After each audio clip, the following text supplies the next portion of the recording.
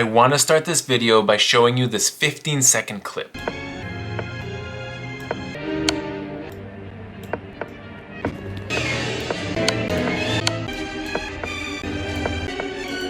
Didn't that position seem a little repetitive and a little drawish? Well, that's exactly what we're here to find out today. What are ways that you can draw with less material in an endgame and swindle the entire thing? In this endgame, after 40 moves, the engine comes up with a win for black, and the white pieces break, and there's checkmate here.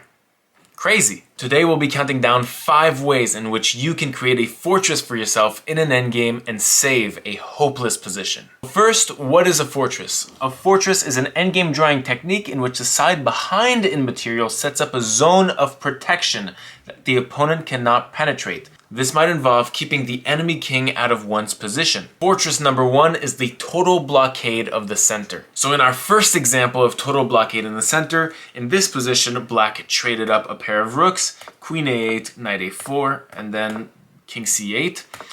Queen b2, threatening to push up b6, and in this position, white looks way better. Stockfish agrees as well.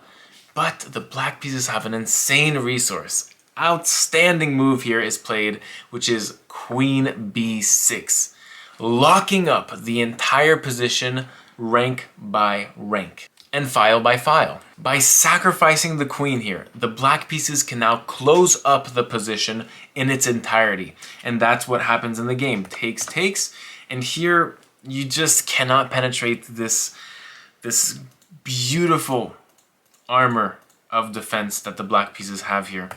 After several moves, the black pieces have closed up this position, and here it's impossible to even sacrifice your queen for hope. Everything will just shuffle around, and this is a complete draw. This is the second example of the same exact theme. This was a composition, so a completely fabricated puzzle, but it's very, very intuitive and fun to watch. So here it is white to play and draw in this position. The white pieces are down 2 rooks for the exchange, very down in material, but we have a very satisfying draw. Here it starts with bishop a4 check, forcing the king to take, and now we just block the whole center. Up, up, up, and up. Sacrifice our last piece on the board, and now we have f5, and it's completely closed up. We just shuffle our king for the rest of the game, and it's a complete draw. At number 2 is the rook and pawn blockade. In this position, the pawn has to be on the 2nd rank. That's the only caveat with this one. The pawn has to be on the 2nd rank or the 7th rank if it's a black pawn. But here, if you have a rook and a pawn on the 2nd rank with the king attached to this pawn, it is a complete draw.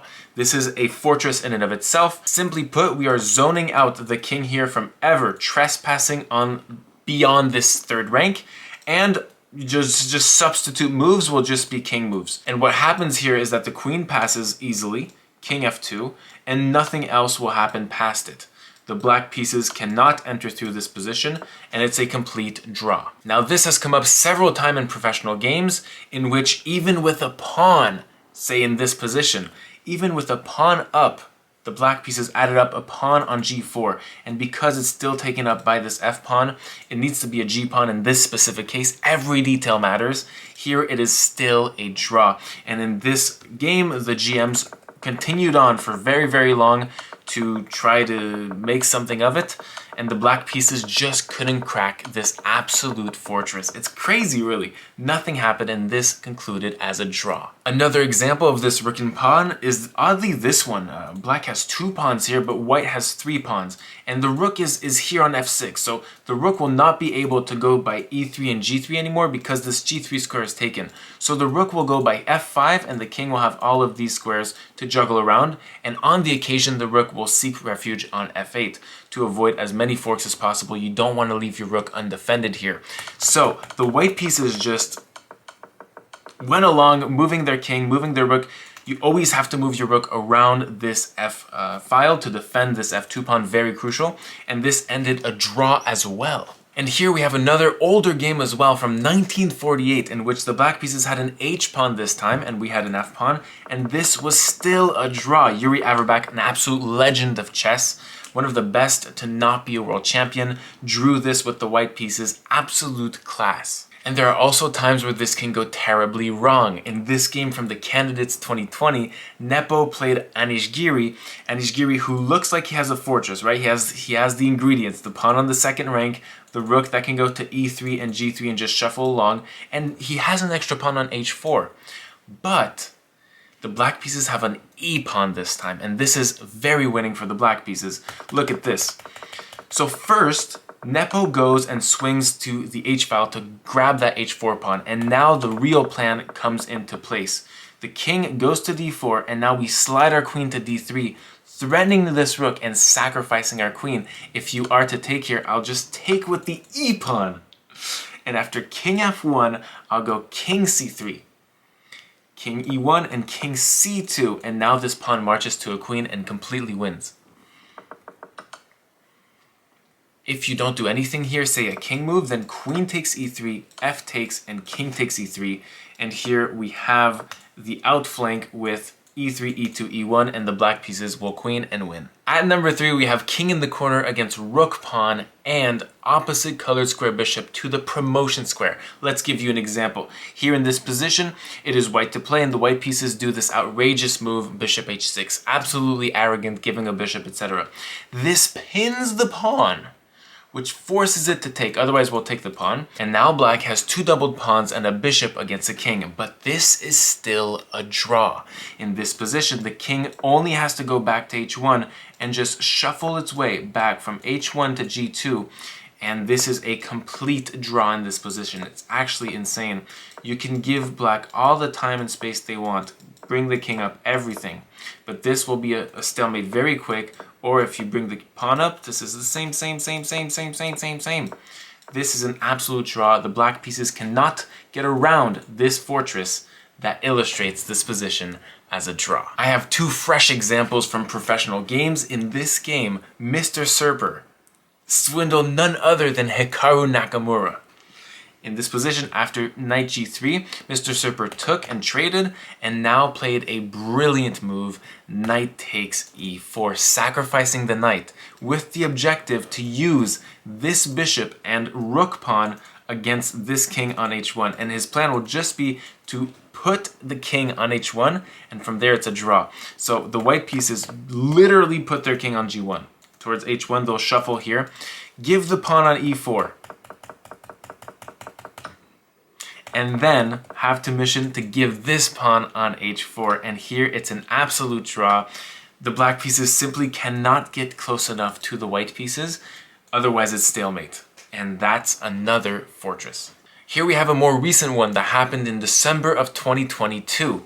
In this game, Magnus Carlsen was playing MVL, two top chess players. King e6, Magnus Carlsen is down a piece against a pawn, and now he trades everything. Knight c5, knight takes, rook takes. Bishop e7, and now trades down. You're not supposed to trade down when you're down material, right? But here he does, because he has an idea. And that is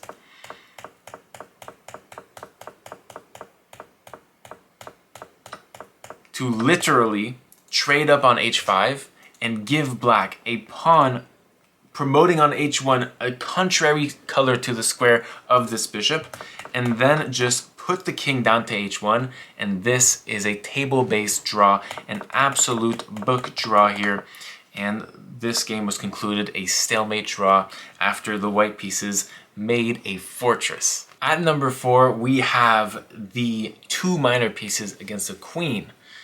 Let's take, for example, this position here. Here the black pieces have the bishop pair against this queen, and this is enough to create a fortress draw here.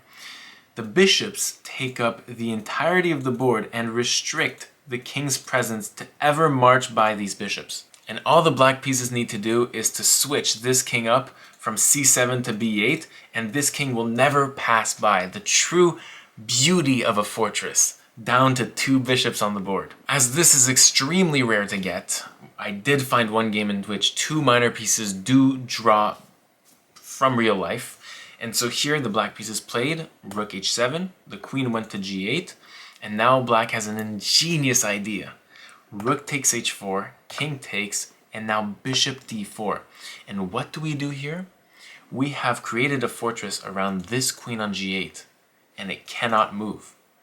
We have trapped the queen, and now all we have to do is slide the bishop across these dark squares, these 4 dark squares, and the king will never pass, the queen will never do anything.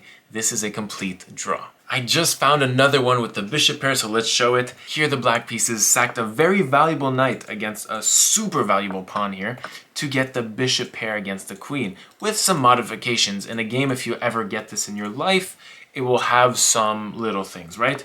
But this still creates a beautiful, I mean, stunning fortress in which this king cannot pass through. You shall not pass! And all black has to do is just move the king from g8 to g7. And okay, you cannot mate alone with just one queen. And without this king here, look, these bishops take up the entirety of this board. You cannot resource to the queen side. You cannot go there. So this is an absolute draw. The king is completely shielded off of the enemy position. And finally, at number 5 is the opposite colored bishop endgames. Some of you may not know this. Opposite colored bishop endgames are often draw. You can have up to 3 pawns down, 3 full pawns down in the endgame and still let it be draw. I'll give you an example. In this endgame, white is down 3 full pawns. In fact, black is up 3 pawns that are connected. This on paper looks very good for the black pieces, but this is a complete draw. In fact, all white has to do here, let's say it's white to play, is to shuffle the bishop to f5 and g4.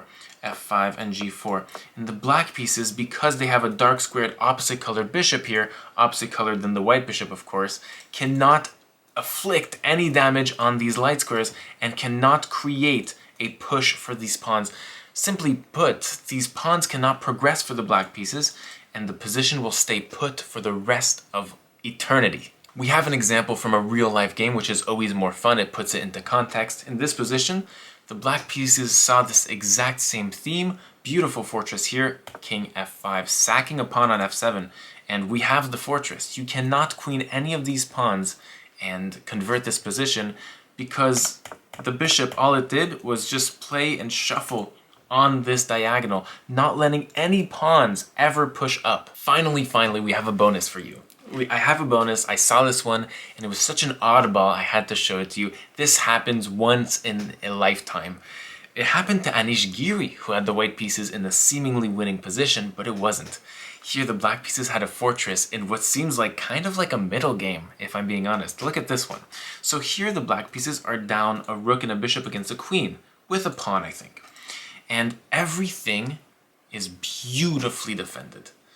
The rook defends this pawn, which defends this pawn on a5. That same rook defends this pawn on e5. This rook is defended by this rook, which defends also, in retrospect, the other rook. These two rooks, well, this rook is defended by this pawn on f7. And this pawn is defended by the king, which defends this bishop. And this bishop can go to b4, which it will be defended on, and c5, which it will also be defended on. So crazy. On c5 and b4, this bishop will be defended. And here, all black has to shuffle the bishop and defend h8 on occasion, in case this battery settles a little threat on h8. But this is all that matters. And now here, after repetition, this is also a fortress. A very large fortress, but it is one in which everything is defended and the white pieces cannot find a way to enter this position in a convenient manner. It's just a waste of time.